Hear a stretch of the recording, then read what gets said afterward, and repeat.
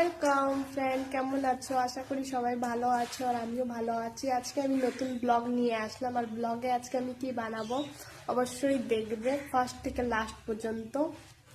এই যে পিঠা বানাবো আর মালপোয়া বানাবো। তো দেখো এখানটায় আমি নারকোল আর গুড়, পাটালি গুড় রেখেছি।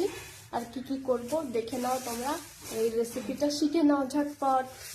তো দেখো ফ্রেন্ড, আমি কি করছি, সুজির মধ্যে গুড়গুলো ঢেলে দেবো ভালো মতন করে, তারপর নারকোল ঢেলে দেবো। নারকোলটা কুড়িয়ে নেবে দাও দিয়ে।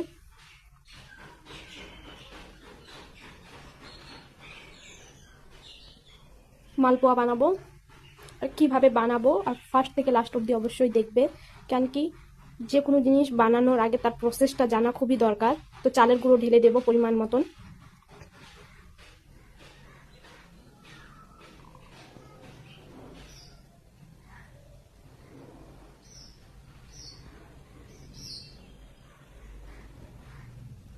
তারপর মৌরি ঢেলে দেবো।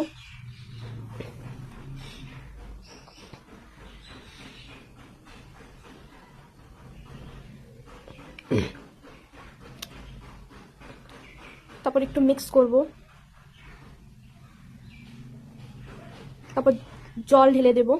জল দিয়ে মিক্স করতে হবে। মালপোয়া মিক্স পিঠার বানানো যে বানাই, জল দিয়ে মিক্স করতে হয়। আর মিক্সটা ভালো মতন করতে হবে যাতে মিহি হয়ে যায় জিনিসটা। আর গুড়গুলো যে ঢেলে দিয়েছি ওগুলো ভেঙে ভেঙে নরম করে দিতে হবে যাতে গোটা গোটা না থাকে।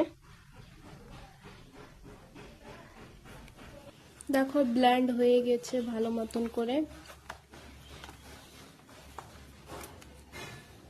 জিনিসটা মিহি হতে হবে। আর মিহি হয়ে গিয়েছে। আর যেগুলো গুড়গুলো ঢেলে দিয়েছি ওগুলোও মিহি করতে হবে। মালপোয়া বানানোর সময় একটা জিনিস মাথায় রাখতে লাগবে, এই যে জিনিসটা দেখছো যে মিক্স করছে, এটা বেশি পাতলাও রাখা যাবে না আবার বেশি মোটাও রাখা যাবে না, মানে জিনিসটা যাতে মিডিয়াম থাকে, তাহলে মালপোয়া ফুলবে আর গোল গোল হবে, ভালো হবে, নাহলে ছেড় হয়ে যাবে। কড়াইটা একদম গরম হয়ে যাবে, তারপর তেল ঢালবে কড়াইয়ের মধ্যে। এই গরম তেলের মধ্যে পিঠাগুলা ভেজে নেব। দেখো কি ফুলছে পিঠাগুলা, কি সুন্দর গোল গোল হয়েছে আর খেতে খুব টেস্ট ছিল। মা বানাবে না, মাকে জবরদস্তি বলে আমি বানিয়েছি। তো বেশি পিঠা বানাইনি, অল্প বানিয়েছি। আর যদি ভিডিওটা কাউকে ভালো লাগে তো লাইক শেয়ার ফলো, ফেসবুক চ্যানেলটা ফলো করে দেবে আমার। আর আরও পিঠার ভিডিও নিয়ে আসবো, যদি তোমরা বলো। কমেন্ট অবশ্যই করবে ভিডিওটা দেখে, তাহলে আমি পুলি পিঠার ভিডিও দেব তোমাদেরকে। লাইক শেয়ার ফলো করতে কিন্তু আমার চ্যানেলটা ভুলবে না। আর সবাই শিখে নিজের বাড়িতে বানাবে অবশ্যই পিঠাটা। Wow, very nice.